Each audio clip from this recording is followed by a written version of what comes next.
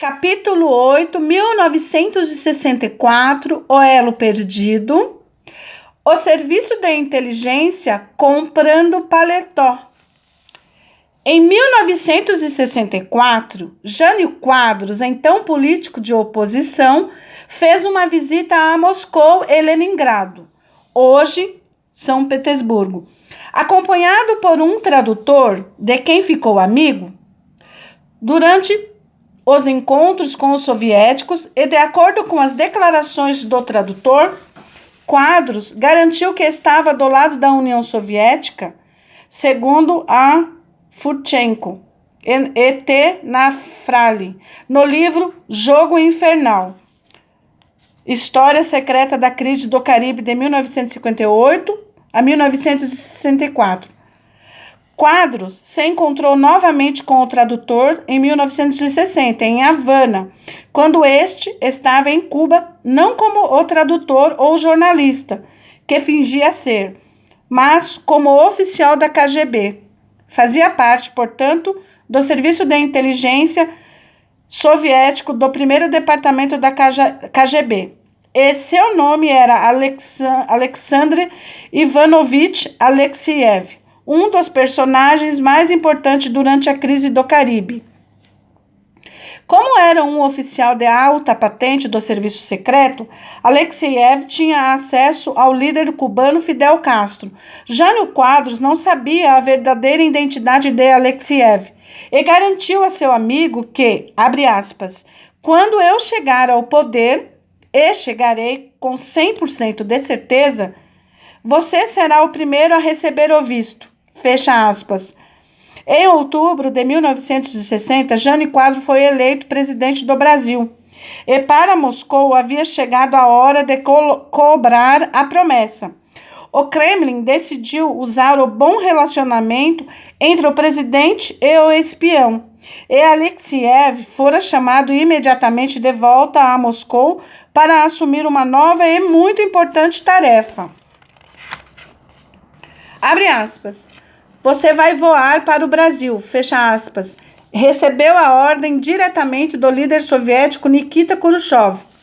Os soviéticos não contavam somente com a amizade pessoal entre o funcionário e o presidente,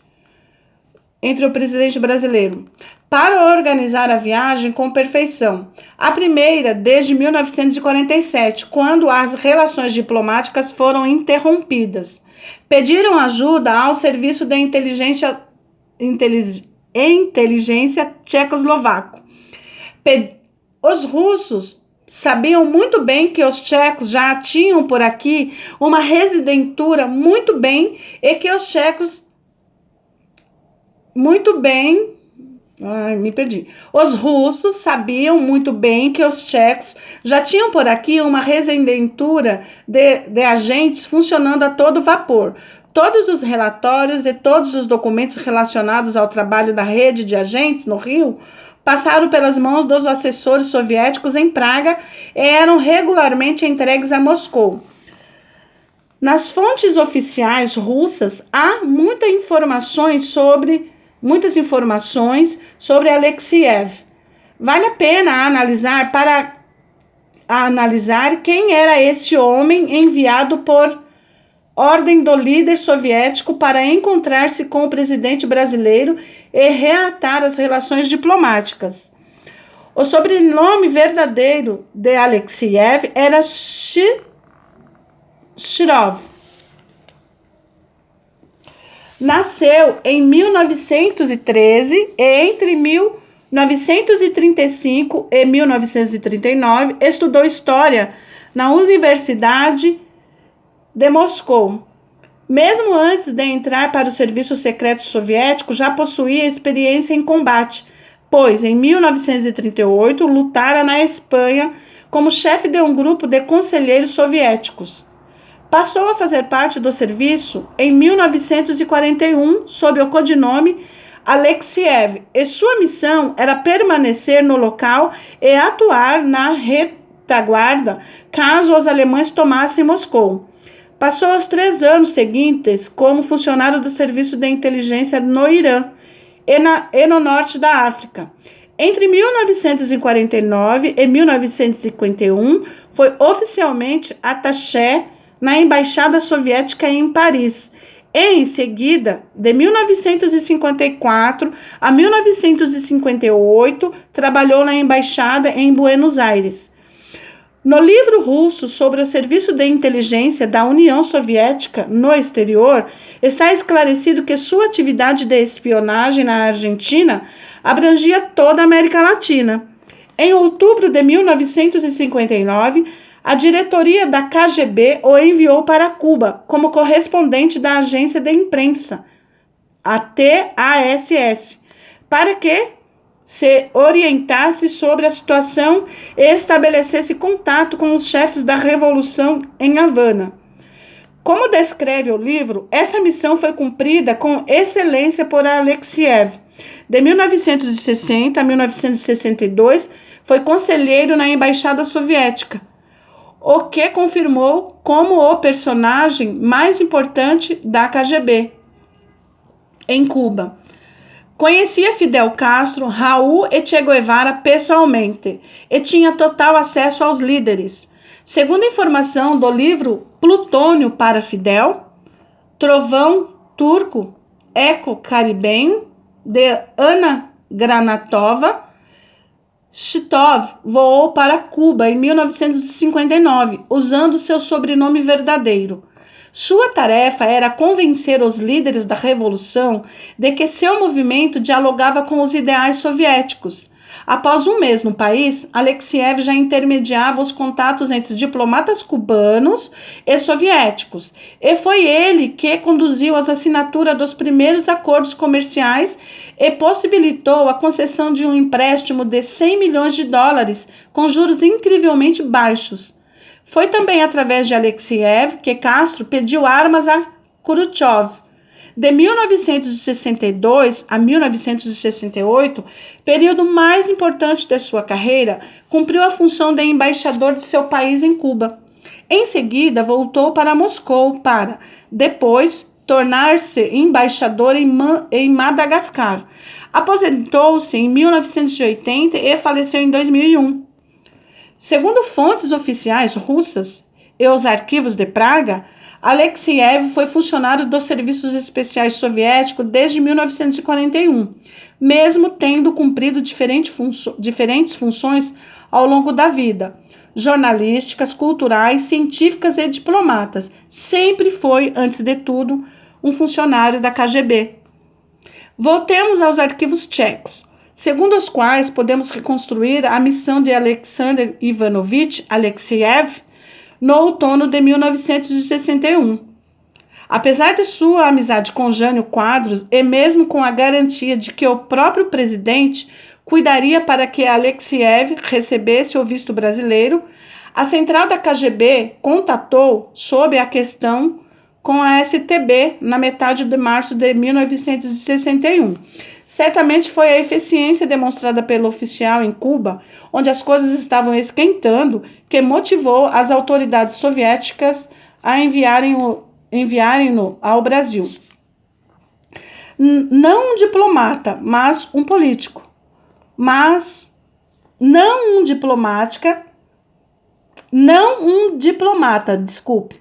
um político, mas um experiente e oficial do serviço de inteligência.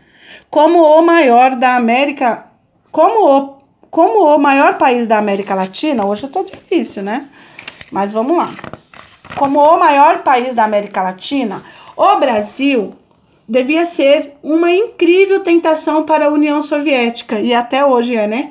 E a política de Jânio Quadros e sua simpatia declarada pela União Soviética pode ter motivado os estrategistas a tentarem repetir o sucesso de Alexeyev em Havana. Não quiseram, entretanto, contar apenas com a amizade pessoal entre o oficial da KGB e o presidente. Era necessário fazer o possível para que a nova missão trouxesse os efeitos esperados. O efeito mínimo seria reatar as relações diplomáticas. E ao máximo, podemos apenas imaginar. Enquanto não forem abertos os arquivos de Moscou, não teremos condições de reconstruir esta história. Anos depois, Alexeyev recordou que recebeu a ordem de voltar de Havana a Moscou no começo de abril de 1961. Os soviéticos já estavam preparando a ação, pois desde fevereiro a STB vinha lidando com as questões do visto. Na nota de serviço de 24 de fevereiro, consta a informação de que os soviéticos pediram para que resolvessem a questão do visto, mas isso não foi possível na Embaixada Brasileira, pois bem nesse período as relações entre os países estremeceram. 4 estudantes brasileiros foram brutalmente espancados em Praga por protestarem contra o governo, alegando que haviam sido enganados pelas condições prometidas nas bolsas de estudo, que pintavam uma terra de liberdade e prosperidade completamente diferente daquela que encontraram. Segundo relataram à imprensa, após retornar ao Brasil, os agressores seriam tchecos e outros brasileiros comunistas também, entre aspas, estudantes no país. A partir desta nota, conclui-se que Praga não sabia ao certo para quem o visto seria determinado. A nota também traz um pedido. Na mesma data, estava sendo encaminhada uma requisição de visto para um grupo de húngaros que viajariam com passaporte diplomático, e essa era a situação propícia para resolver a questão na residentura no Rio, através do embaixador da Tchecoslováquia. Em 13 de março, a mencionada residentura foi informada que chegariam recomendações do MRE de Praga, solicitando o visto para o soviético Alexeyev, que iria ao Brasil com um passaporte diplomático alegando férias, mas que, na verdade, a viagem tinha interesse político e comercial, e esse assunto era secreto. Em 15 de março, a residentura respondeu que o embaixador não pretendia fazer nada, pois os interesses soviéticos no Brasil eram representados pela embaixada polonesa. Certamente foram dadas ordens mais incisivas, pois há um registro de 18 de março, assinado pelo próprio embaixador Kuvralek, garantindo que ele conversou com, abre aspas, da Cunha, fecha aspas, conhecido de Alexeyev, abre um parênteses aqui, Vasco Tristão Leitão da Cunha, embaixador brasileiro, de fato, o conhecera um ano antes em Havana, fecha aspas. E havia uma promessa de avaliação positiva quanto ao visto. Em 23 de março, a residentura informou que a questão estava resolvida. Porém, no último dia do mês, Praga alarmou a residentura no Brasil, alegando que na representação brasileira da cidade não havia visto nenhum para o, entre aspas, turista soviético. Foi ordenado que o embaixador tchecoslovaco intervisse imediatamente. Em 9 de abril, o residente Nesvadba, no Rio de Janeiro, informou em pânico que no departamento de vistos no Itamaraty, ninguém nunca ouvira falar nesse nome.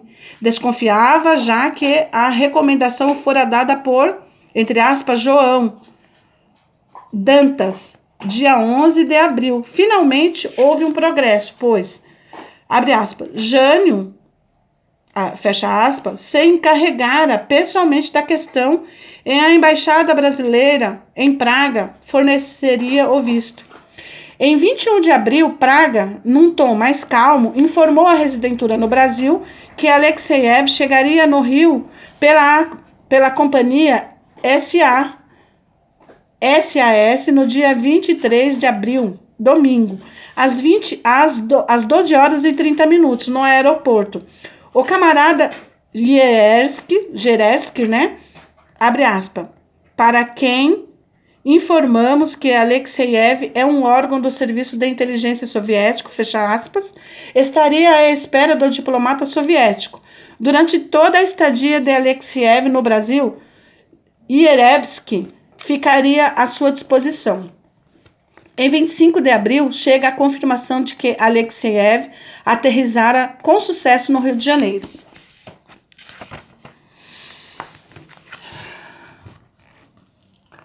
A visita do superespião soviético, que foi possível graças aos esforços dos funcionários tchecoslovacos, provavelmente não correu como ele imaginava. Terminou com sucesso, mas às custas de muita paciência. Os tchecos o levaram do aeroporto para o hotel Miramar, onde já havia um quarto reservado. Mostraram-lhe a cidade, ajudaram-no a trocar dinheiro e, entre aspas, a comprar um paletó e outras peças de roupas, além de uma mala e presentes, fecha aspas.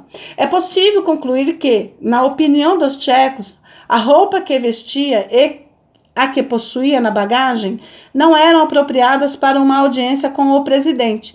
E até em uma questão simples como esta tiveram de ajudar. Também arrumaram transportes até o aeroporto, onde lhe compraram a passagem para Brasília.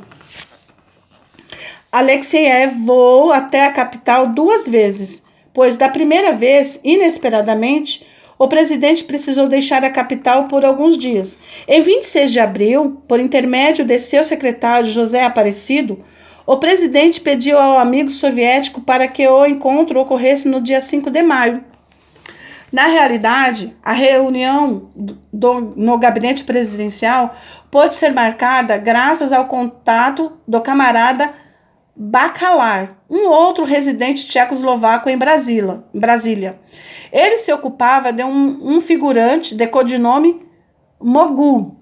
Usava-se também o codinome Robert, na verdade, Geraldo R., que foi, entre aspas, trabalhado pelas atividades legais do Serviço de Inteligência e não servia, em hipótese alguma, segundo Bakalar, para ser recrutado como agente, abre aspas, devido à sua convicção fortemente católica e conservadora, fecha aspas. Mogul trabalhava no gabinete presidencial, na seção cultural e, mais importante, para ele, o fato de um diplomata tchecoslovaco buscar contato era de grande importância. Não sabia, é claro, que tratava-se de um espião, então o ajudou de forma voluntária, ou como retribuição aos 400 cigarros americanos Philip Morris. Geraldo conhecia bem o secretário pessoal do presidente e precisou de poucos minutos para organizar o encontro. Graças ao acesso até o secretário, as portas de quadro foram abertas para Alexeyev. Por esse favor, Mogul recebeu louças tchecas como retribuição. É importante compreender que Mogul foi apenas um entre dezenas de, entre aspas, trabalhados pelo Serviço de Inteligência Tchecoslovaco no Brasil. Não foi um agente e não deu nenhuma informação secreta. Era o, entre aspas, contato legal. Uma camuflagem. O suposto diplomata Bakalar, que operava no Brasil, usava Mogul para camuflar contatos mais importantes. Entretanto, até mesmo um conhecido como esse, aparentemente sem grande utilidade, serviu aos interesses da STB e da KGB. Obviamente, Mogul não imaginava com quem estava lidando e a quem de fato estava ajudando. Para ele, o amigo tchecoslovaco era apenas um diplomata. Voltemos ao turista soviético. Depois do encontro, Alexeyev voltou para o Rio, onde, conforme o relato, passou o tempo principalmente com uma família de imigrantes russos em uma excursão para São Paulo e Teresópolis. O encontro com o amigo aconteceu somente em 5 de maio de 1961. Alexeyev voou novamente para Brasília, onde teve uma longa conversa pessoal com o presidente Jânio Quadros. O espião relatou o conteúdo da conversa para Moscou, por intermédio da residentura tchecoslovaca e por Praga. E por isso conhecemos todo o conteúdo deste relatório. Jânio Quadros recebeu o enviado soviético de maneira cordial e amistosa. Alexeyev lhe passou as saudações pessoais do líder soviético Khrushchev. O presidente brasileiro agradeceu e reagiu com a seguinte declaração. Abre aspas. O senhor pode dizer ao governo da União Soviética que mantenho minhas palavras ditas em Moscou sobre o reatamento das relações diplomáticas entre nossos países. Tivemos por aqui uma enorme oposição interna. Para poder desarmá-la e desorientá-la, precisei de um pouco de tempo. Fecha aspas. Em seguida, o chefe do Estado brasileiro teria garantido ao seu interlocutor soviético que, abre aspas, somente uma amizade mútua entre nossos países possibilita ao Brasil a realização de uma política exterior realmente independente. Fecha aspas. Revelou também um plano concreto de reatamento das relações através da missão na ONU. E citou João Dantas, primeiro embaixador brasileiro em Moscou. Durante a conversa, Quadros esclareceu como vê as relações comerciais e o que o Brasil espera da União Soviética. Abre aspas. Nós queremos que a União Soviética nos garanta a venda de trigo, produtos petrolíferos, equipamentos da indústria de máquinas e indústria petrolífera. Fecha aspas. Lembrou também que seu país, abre aspas, conta com créditos e, ao mesmo tempo, deu a entender que a missão comercial soviética poderia iniciar atividades em seu país assim que quiser. Alexiev, é claro, perguntou também sobre o assunto que mais lhe interessava, Cuba. E Quadros o convenceu que, abre aspas, fará pessoalmente tudo o que for possível para defender a soberania cubana, fecha aspas. Garantia que, abre aspas, sente grande simpatia por Castro e pelos outros líderes cubanos, fecha aspas. Mas não se esqueceu de acrescentar que, abre aspas, no Brasil existem forças que exercem pressão sobre ele para que ocupe uma posição anticubana, fecha aspas. Quadros disse que, infelizmente, o próprio Castro contribuiu para isso ao anunciar a luta contra os padres. O presidente revelou a Alexiev os meandros da política brasileira. Esclareceu que, no momento, sua posição era fraca e, por isso, deveria manobrar e, abre aspas, ocupar uma posição mais indecisa, fecha aspas, e, abre aspas, indefinida no que diz respeito a Cuba, fecha aspas. Após sair da audiência, Alexiev respondeu aos jornalistas de plantão que vieram a Brasília como turista e não possuía nenhuma tarefa do governo soviético. No final do relatório, há uma reflexão pessoal do enviado soviético. Abre aspas. Jânio Quadros deseja empreender uma política mais independente dos Estados Unidos e, fazendo esse jogo, pretende adquirir vantagens econômicas tanto dos Estados Unidos como dos países de democracia popular. Fecha aspas. Aqui, entre parênteses, bloco soviético. Para Alexiev, a economia brasileira passava por uma situação difícil e, por isso, Jânio Quadros precisava de ajuda. Aconselhou o líder soviético a enviar-lhe saudações pessoais para que Jânio Quadros não pudesse nem pensar em recuar das promessas feitas em Moscou. Em seu relatório, o oficial da KGB dedicou também algumas palavras à STB. Abre aspas. Durante a realização de minha tarefa, os amigos tchecos me concederam muita ajuda em Praga e no Rio, dia 6 de maio de 1961. Assinado Alexiev. Fecha aspas.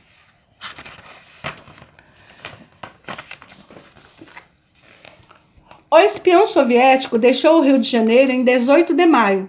Não sabemos o que fez no Brasil a partir do dia 5, mas todos os dias esteve em contato com os oficiais tchecoslovacos do Serviço de Inteligência, informando-se sobre a situação internacional e a política brasileira. Visitou pelo menos uma vez a embaixada polonesa e garantiu o contato com o segundo secretário da embaixada soviética em Montevidéu, a quem conhecia pessoalmente, e que havia chegado recentemente ao Rio. É possível que o secretário em questão também tenha sido oficial da KGB. Seu nome era Karen Amenovich Kachaturov, 1927 a 2005. Historiador, jornalista e diplomata que dedicou toda a vida no tema da América Latina. Lançou na União Soviética, na década de 70, o título Subversão ideológica sob pretexto de informação, o controle dos Estados Unidos no meio de comunicação em massa na América Latina.